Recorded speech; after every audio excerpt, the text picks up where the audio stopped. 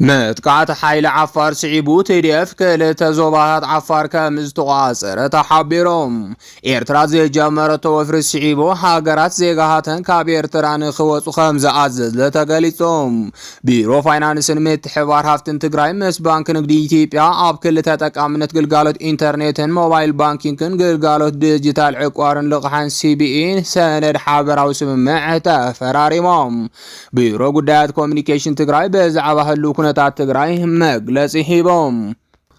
አርስተ ዜናና ነዚኦም ይመስሉ ነሮም እዚ ሕብረት ሚዲያ ኔትወርክ ዩ ዝኸበርኩም ተኻተልትና ከሳብ ሙዳታ ሙሉ ትሕዝቶና ከተካተልና ብኽብር እንደዓደምና ሕዚ ድማ ናብ ዋና ዝርዝር ዜናና ክንሓልፍ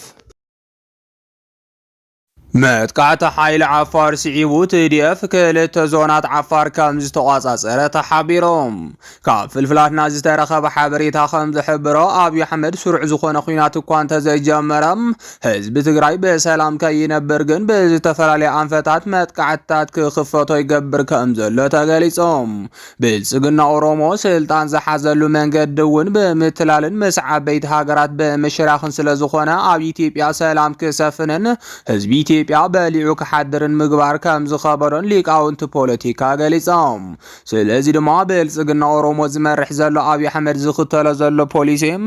ኣብ ኢትዮጵያ ዘይዛረ ሕድሕዱ ክቅጽልን ህዝቢ ኢትዮጵያ ሁሉ አጀንዱ መዓልታዊ በዝፍጠሩ መሰከፍት ነገራት ንኽኸውን ይገብር ከም ዘሎ ተፈሊጦም ስለዚህ ድማ ህዝቢ ኢትዮጵያ ኣብ ድኽመታት እቲ ስርዓት ትኹረት ከይገብረን ነቲ ስርዓት ክእለ ተቃውሞ ከየልዕልን በመዓልታዊ አጀንዳ ክጽመድ يقبرو خمزلو እናተገለጸ ይርከብ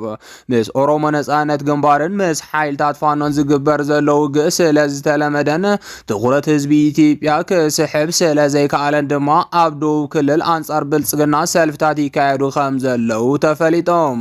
ነዚ ዝተረዱ አብይ አሕመድን መማኽርቱን ትኹረት ህዝቢ ኢትዮጵያ ንምስሓብ ጉዳይ ህወሓትን ኤርትራን ዓብይ አጀንዳ ገይሮም የራግብዎ ከምዘለው ተሓቢሮም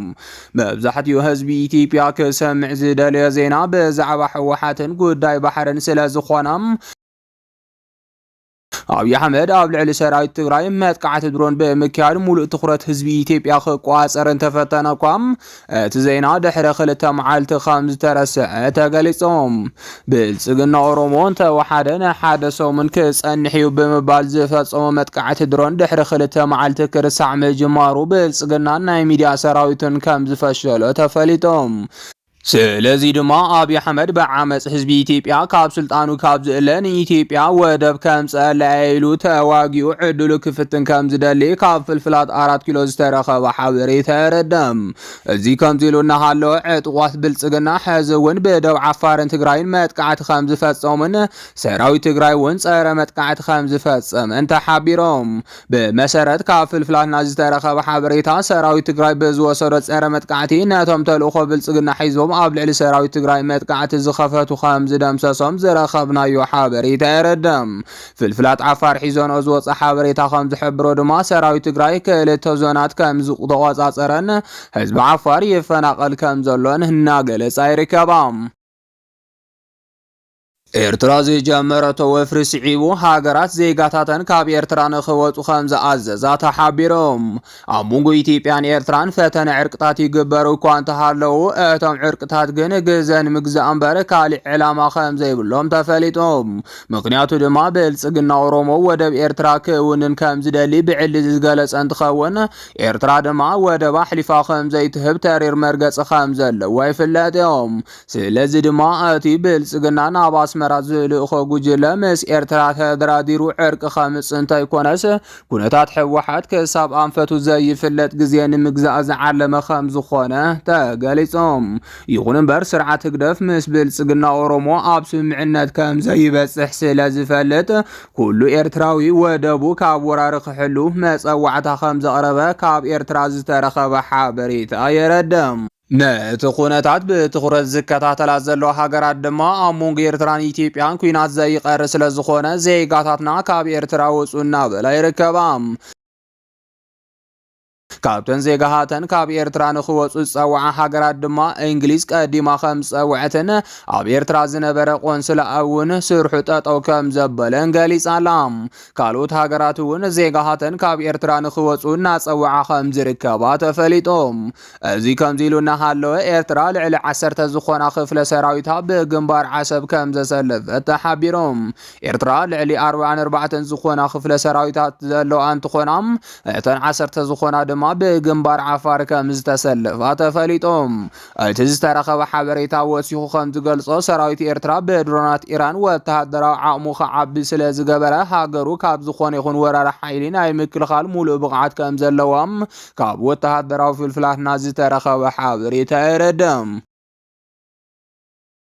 ቢሮ ፋይናንስን ምትሕብባርን ሃፍትን ትግራይ ምስ ባንክ ንግዲ ኢትዮጵያ ኣብ ክልተ ተጠቃምነት ግልጋሎት ኢንተርኔትን ሞባይል ባንኪንግን ግልጋሎት ዲጂታል ዕቋርን ልቓሕን ሲቢኢ ሰነድ ሓበራዊ ስምምዕ ተፈራሪሞም። ሓላፊት ቢሮ ፋይናንስን ምትሕብባር ሃፍትን ትግራይ ዶክተር ምሕረት በየነም እቲ ቴክኖሎጂ ሕድሕድ ስራሕቲ ባንክ ዘቃልልን ኣድላይን ከም ዝኾነን ካብ ሰባትን ወረኣትን ምንኽኻእ ዘቃልል ብሓላፍነት ስራሕ ምዃኑ ገሊፀን። ብሰንኪ ኩናት ትግራይ ዕንወት ስለ ዝበጽሐም ንሕዚ እቲ ቴክኖሎጂ መሰረት ልምዓት ኣብ ዘለዎን ትካላት ከም ዝጀመረን ብቐጻሊ ካልኦት ትካላት ከም ዝተኣተውን ሓቢረን። እዚ ካብ ወረቐት ምንኽኻእ ወፃኢ ብትኹረት ፍልጠትን እምነትን ዝስራሕ ወሳኒ ምዃኑ ድሕሪ ምግላጽ ነዚ ድማ ዓብ መዕበይ ስልጠና እውን ከም ዘድሊ ኣፍሊጠን። ንስራሕ ሰራሕተኛታትን ተገልገልትን ከም ዘድሊ ነዚ ድማ ብቐጻሊ ክትትልን ድጋፍን ከም ዘድሊ ዶክተር ምሕረት ገሊጸን። ዳይሬክተር ባንክ ንግዲ ኢትዮጵያ ዲስትሪክት መቐለ ኣይቲ ኤልያስ ልሳነ ወርቅ ብወገኖም ዓለምና ብፍላይ ኣብ ዘርፊ ፋይናንስ ዝበፅሐቶ ቴክኖሎጂ ኣብ ምጅማር ብርኪ ከም ዝርከቡ ሓቢሮም። እዚ ቴክኖሎጂ ግዜ ጉልበትን ወፃኢታትን ቆጣባይ ከም ዝኾነ ድሕሪ ምግላጽ ኣብዚ ሕጂ እዋን ኣማራጭ ዘይብሉ ከም ዝኾነ ድማ ገሊፆም።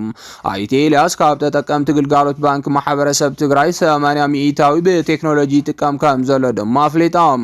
እቲ ባንኪ ሲቢኢ ብር ቴክኖሎጂ ክሳብ 150,000 ብር ልቓሕ ምሃብ ከም ዝጀመረ እውን ኣብቲ መድረኽ ወሲኾም ገሊፆም ክብል ኣዲስ ዓለም ሓጎስ ጸብጺቦም።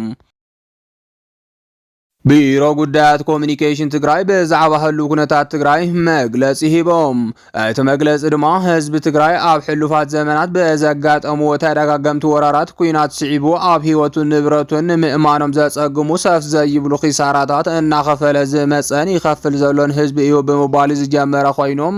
ብተደጋጋሚ ንዘጋጠሙ ወራራት ኩናት ስዒቡ ድማ ብማሕበረ ኢኮኖሚ ስነ ልቦናን ካልኦትን ውድቀታት እናተፈተነ ከም ዝመጸ ድርሳናት ታሪኽ ዘንቶም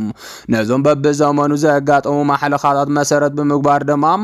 መጋደድ ውሽጣዊ ሕምስማሳት ከጋጥምዎ ምርኣይ ዳርጋ ንቡርን ዝተለመደን እናኾነ ካብ ዝመጽእ ውዒሉ ሓዲሮሎም። ነዚ ጭቡጥ መራያን ኣብነትን ዝኾን ተግባር ቀረባ እኳ እንተርኢና ንውልቀ ረብሖም እምበር ስቓይ ህዝቦም ዘይእንታዮም ነጋዶ ኩናት መሰረት ኣልቦ ወረ ኩናትን ብምንዛሕ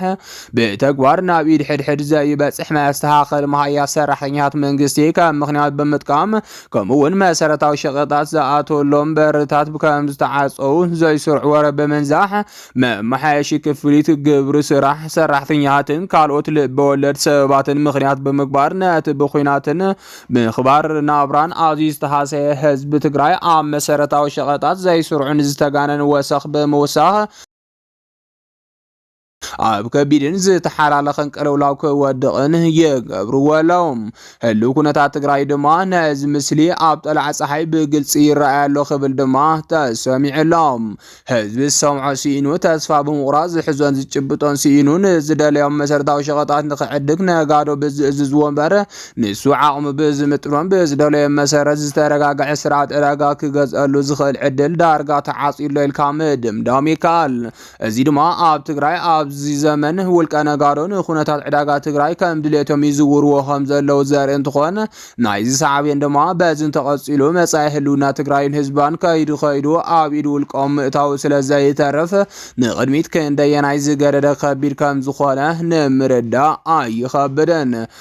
موما كساب معز كمزيلي قصل مفتوحي خمان كيف فتحن زبلو بحزبي بيتراغا من زقرب وسنت حتوتات اب قمت بمئتاوم جزياو من محدار تقراي انتن عاسا اب دم سعب واينات بمدهاب ناتي استحال على خص اقمنا برا حزبي بخفالون انتخونا كفتحو خص عريم بمسارات زيد ما اب نصر زخونا سرعات نقدن قصصرن كسفحفح كقبريم اب لعلي زي سرع ورزنا زحونا قادو كساب نبروتهم وراح زبس زي ما تسوقم تخوص اليوم مزي حقاو نغارو استلمامدو منغستا اكالاتن كيهلو بمراي انتها اليوم رما بمسارة حقن ممرحن نقد زي ما تسوقم تخوص اليوم وسخ مسارتاو شغطات مس فيدرال ستحازو مفتح زاديوم نغارات قمت نصر زخونا مسرح بمن الصاره كرادايوم نابنت كمنداديم مغبتن كفن كالوت شغطاتن ببوانو ابز فطرون هلو كنتاتن عملتيتون حزب زي زنقع مبرهك وهاب كقباريو كامون